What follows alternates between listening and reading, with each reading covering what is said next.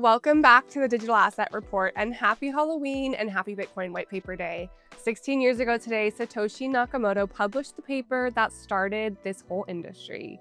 Since then, Bitcoin has grown from an idea into a multi-trillion-dollar asset class reshaping global finance. Digital assets are broadly lower on Thursday after traders sold the news on both the Federal Reserve's rate cut and the new US-China trade negotiations. In Washington, the Federal Reserve made a second rate cut for the year, a quarter-point move designed to boost the job market amid sluggish hiring and sticky inflation. Chair Jerome Powell called it a risk management decision, warning that another cut in December is not guaranteed. Despite slowing jobs data and ongoing government shutdown, AI-fueled investments recently pushed stock indexes to new heights.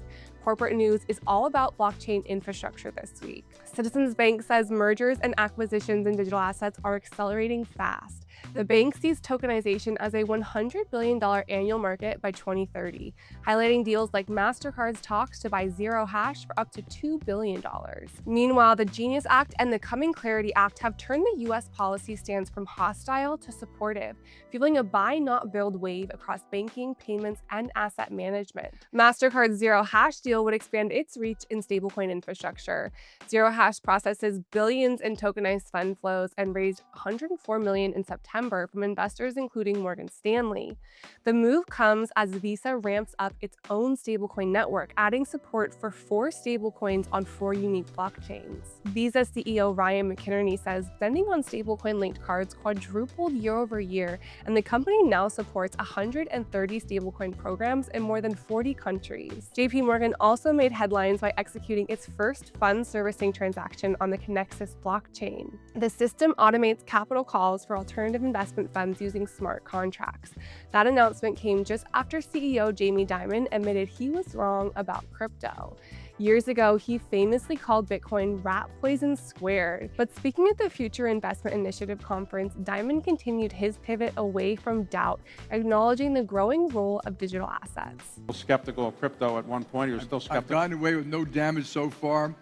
Crypto is real. It can mean blockchain, stable coins. You have a JPMorgan deposit coin. You can move stuff. Smart contracts are real. All that stuff is real. It will be used by all of us to facilitate better transactions and customer service. On Capitol Hill, Senators Elizabeth Warren and Bernie Sanders are pressing the Labor Department and the SEC to explain why crypto is being allowed in 401k plans. The lawmakers say that digital assets are too volatile and too illiquid for retirement savers, and they question whether Trump's own crypto holdings present a conflict of interest. That concern follows another Trump-linked headline. Trump's Truth Social has partnered with Crypto.com to launch a prediction market where users can make crypto bets on future events.